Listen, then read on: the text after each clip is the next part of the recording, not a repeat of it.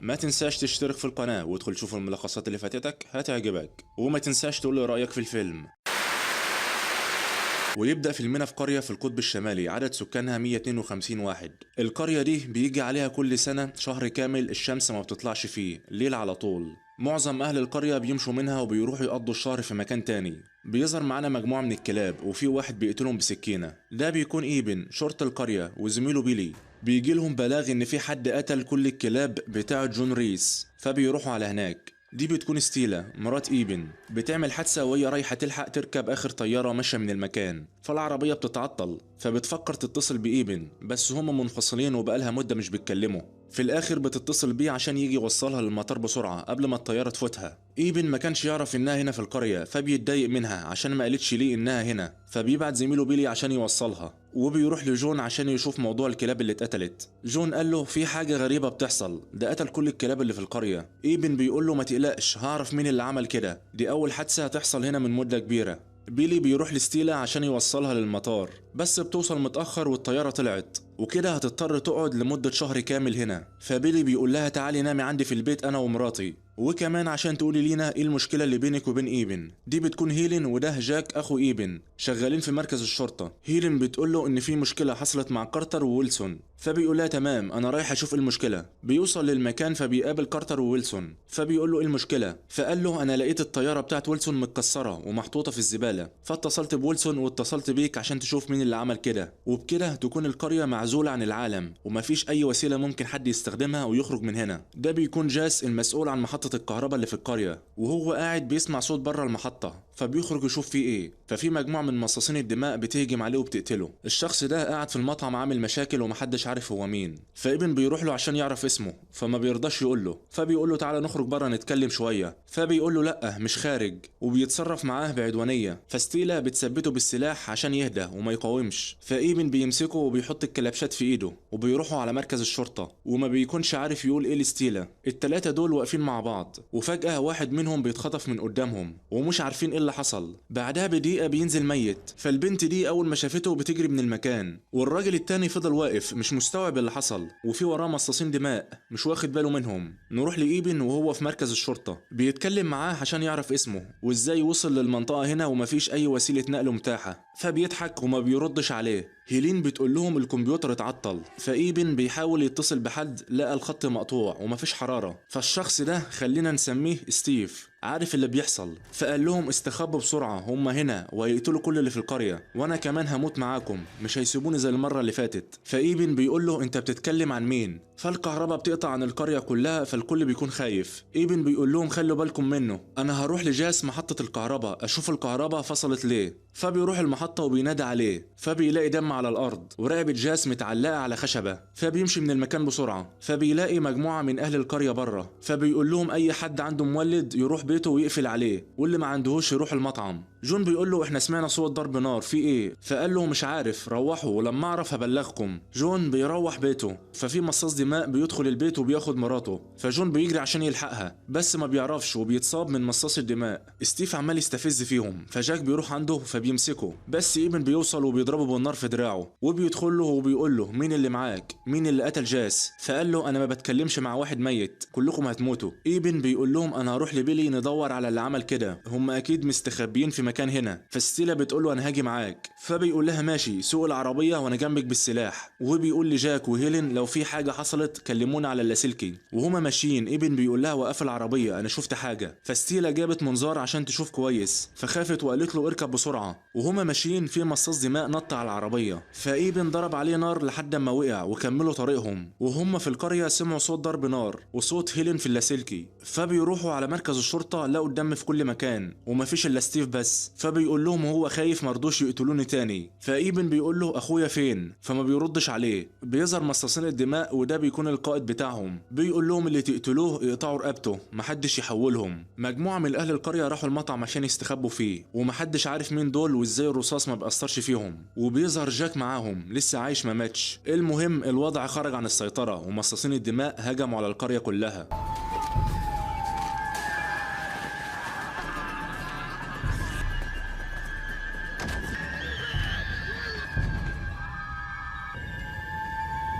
ايبن وستيلا راحوا على المطعم عشان يستخبوا، فلقى جاك لسه عايش، فبيقولوا له مين دول؟ فقال لهم معرفش حاجه، كل اللي بفكر فيه اننا نروح مكان امان نستخبى فيه. فكارتر قال له المصنع بتاعي امان وفيه مولد. فايبن قال له ده بعيد جدا، عاوزين مكان قريب. دي بتكون ساره بتقول لهم انا عارفه مكان، الطابق العلوي اللي في بيت تشارلي، المكان هناك امان. فبيوافقوا على اقتراحها. ايبن بيقول لكارتر انا هروح اجيب شويه اسلحه ندافع بيها عن نفسنا، خلي بالك منهم، ولو حصل حاجه اخرج من الباب الخلفي وروح بيت تشارلي، انا هقابلك هناك. ستيلا بتقول له انا هاجي معاك. وهم ماشيين فجاه لقوا العربيه وقفت، في مصاصين دماء ماسكين العربيه وبيرفعوها من ورا، فالعربيه اتقلبت ولسه هيخرجوهم من العربيه عشان يقتلوهم، في عربيه تانية جت بسرعه وخبطتهم. فستيلا خرجت بسرعه وراحت تركب معاه، ده بيكون بو. ايبن بيعرف يخرج من العربيه هو كمان وبيجري يركب معاهم وبيمشوا من المكان. فبيروحوا على بيت تشارلي وبيدخلوا جوه وبيفتحوا الباب العلوي، لقوا كارتر واللي معاه فوق. ايبن بيقول لهم هنعمل نوبه حراسه وهنوفر في الاكل بتاعنا وهنشوف بعدين هنعمل ايه. القائد بيروح لستيف وبيقول له انت عملت كل اللي قلت لك عليه، احنا هنهتم بيك. فقام كسر رقبته. نروح تاني لايبن واللي معاه، بيسمعوا صوتهم بره. فستيلا بتقول لهم ده بيفتشوا المكان بيت بيت. ايبن بيقول لهم تمام لازم نمشي من هنا والا هيوصلوا لينا.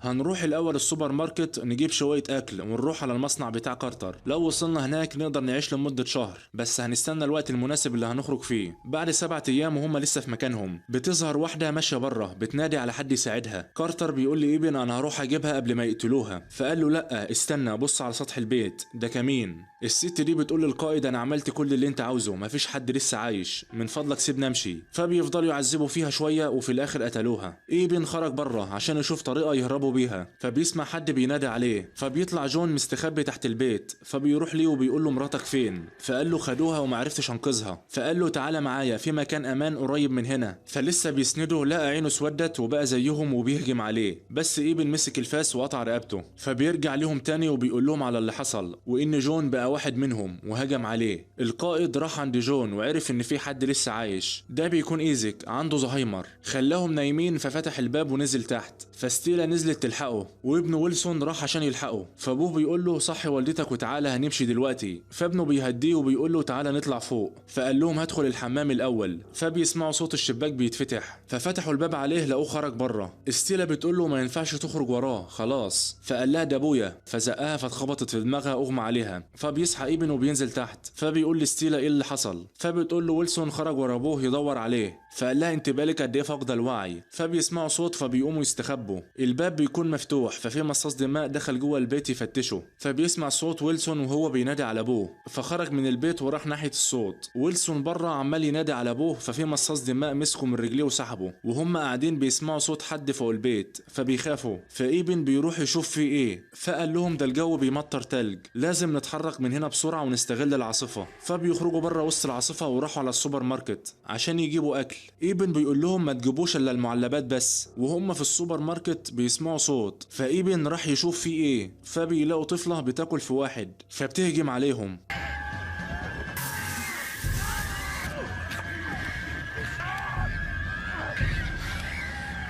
بس في الاخر بيعرفوا يمسكوها وجاك قطع رقبتها بالفاس. بعد العاصفه ما خلصت ايبن بيقول لهم لازم نتحرك دلوقتي، هنروح على مركز الشرطه، بس هنحتاج تغطيه عشان نعرف نوصل هناك من غير ما يشوفونا. ستيلا بتقول لهم الكائنات دي بتموت من الضوء والشمس. فابوه ما بيقتنعش بكلامها، فقالت له طب ليه بعتوا الراجل الغريب اللي هو ستيف عشان يقطع الكهرباء عننا الا لو كانوا خايفين من الضوء؟ انا ممكن اروح بيت هيلين واخليهم يجروا ورايا واستخدم مصابيح الاشعه فوق البنفسجيه اللي كانت بتستخدمها بدل الشمس عشان النباتات، فهروح اجرب واشوف هتنفع ولا لا. تكونوا وصلتوا مركز الشرطه. جاك بيقول لها طب لو ما نجحتش؟ فقالت له هتنجح. ايبن بيقول لهم انا اللي هروح هقابلكم في مركز الشرطه. فستيرا بتقول له خلي بالك من نفسك. ايبن بيخرج بره وبينادي عليهم عشان يظهروا، فبيسمعوا صوته وبيروحوا ليه. ايبن وصل البيت وبيحاول يشغل المولد قبل ما يوصلوا. ستيلا واللي معاها خرجوا ورايحين على المركز، ففي مصاص دماء مسك واحد منهم وقتله، فكملوا جري على مركز الشرطه. ايبن بعد ما شغل المولد دخل البيت ومسك كشاف وفضل مستني لما يدخلوا عليه. بيوصلوا للبيت ففي مصاص دماء كسرت الباب ودخلت جوه، فلقت الكشاف في وشها وفعلا الضوء حرقها والخطه نجحت. فبيقطعوا الكهرباء عن البيت، فايبن خرج من الباب التاني بسرعه وهرب.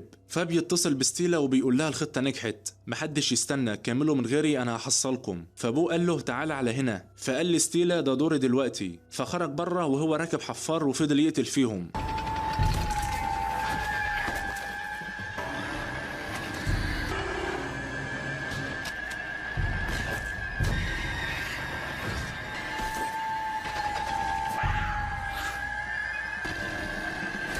الرصاص بتاعه خلص فبيفجر نفسه فيهم. فايبن شاف الانفجار وراح بعدها على مركز الشرطة. بو طلع لسه عايش، الانفجار خرجه بره، فالقائد راح ليه وكسر دماغه. بعد ما وصل للمركز كاميليا بتقول لهم ما فاضلش الا 6 بس، فكارتر قال لهم كمان شوية هيبقوا 5. فبيلاقوا علامات التحول عليه، فبيقول لهم الطفلة الصغيرة عضتني، انا بقيت حاسس ان عطشان. فبيقول لابن ما تسيبنيش اعيش كده، اقتلني. فستيلا بتقول له لا، فابن قال لها ده اختياره. فبيدخلوا الاوضه لوحدهم عشان يقتلوا. بعد 27 يوم وهم لسه في مركز الشرطه، ابن بيشوف واحد في بيت بيقلب ليه نور، فبيعرف انه زميله بيلي، فبيروح ليه هو وستيلا. فبيلاقوه قاعد على الارض ومراته وعياله على السرير متغطيين. فابن بيروح يشوفهم، فبيلي بيقول له انا ما كنتش عاوزهم يموتوا زي الباقيين فقتلتهم، وجيت اقتل نفسي السلاح علق. انا ما كنتش عاوز ابعت لكم اشاره، بس انا ما كنتش قادر اقعد لوحدي. فايبن بيروح ليه وبيقول له وهو بيعيط انت ازاي تعمل كده، فبيعيط هو كمان. بعدها بياخدوه على مركز الشرطه، بيلاقوا المكان فاضي. ستيلا بتقول له يمكن راحوا على المصنع، فبيخرجوا عشان يحصلوهم. فبينزلوا تحت بيت عشان يرتاحوا شويه، فبيلاقوا طفل صغير ماشي لوحده. فستيلا بتنادي عليه جيل تعالى هنا، فبتخرج تجيبه. فبيظهر مصاص دماء شافهم وهم نازلين تحت البيت. فايبن بيقول لستيلا هقابلك في المصنع، وبيخرج هو وبيلي عشان يلهي مصاص الدماء. فستيلا خدت جيل وهربوا، فبيلي خاف وجري من المكان. فايبن جري هو كمان. ايبن وصل للمصنع ودخل جوه يدور في المكان، فلقى اخوه وساره وكاميليا. فبيقول لهم ستيلا وبيلي وصلوا، فقالوا ليه لا. بيلي بيوصل للمكان فبيدخل جوه، بس كان في مصاص دماء بيراقبه ودخل وراه. بيلي بينادي عليهم، فمصاص الدماء هجم عليه وعضه، فبيسمعوا صوته. فايبن بيخرج يلحقه.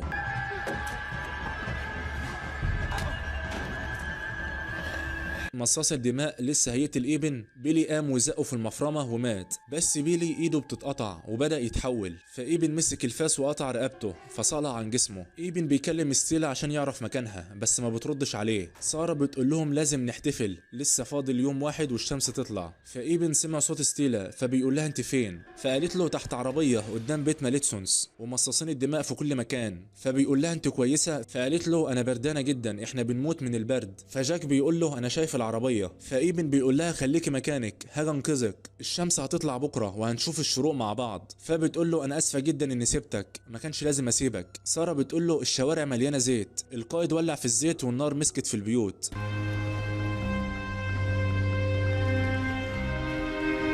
سارة بتقول لهم محدش هيعرف اللي حصل هنا، هيقولوا ان الحريق اللي دمر القرية وقتل اللي فيها. النار وصلت لستيلا، فايبن بيقول لهم هيقتلوها لو خرجت من تحت العربية، وهتتحرق لو فضلت مكانها. جاك بيقول له لو خرجت هيقتلوك. بيروح عند جثة بيلي وبيخرج حنة وسحب منه دم، وبيقول لجاك لما اخرج ليهم كلم ستيلا وقول لها اهربي. فبيقول له انت بتعمل ايه؟ فبيقول لهم كارتر وجون لما تعضوا فضلوا فترة على ما تحولوا، مش هنقدر نحاربهم واحنا كده. فبيحضن اخوه وبيقول له خلي بالك من ستيلا، وبيحقن نفسه بالدم وبدأ يتحول. بعدها بدقيقة بيقول لهم انا شامم ريحة دمكم، وبيقوم يقف عشان يخرج لهم. فسارة بتقول له مش هتقدر تحاربهم لوحدك، فبيخرج بره وبيروح ليهم. فجاك كلم ستيلا وقال لها اهربي بسرعة. ايبن بيروح يضرب القائد بتاعهم، ولو قتله التانيين هيطوعوه.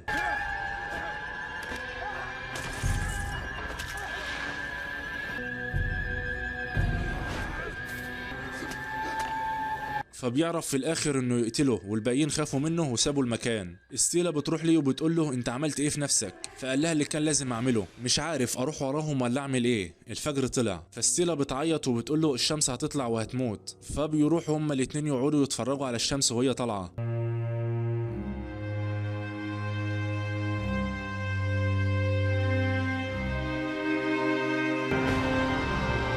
وبيموت في حضنها وبيخلص الفيلم. ما تنساش تشترك في القناة وشوف الملخصات اللي فاتتك هتعجبك، وما تنساش تقول لي رأيك في الفيلم. سلام.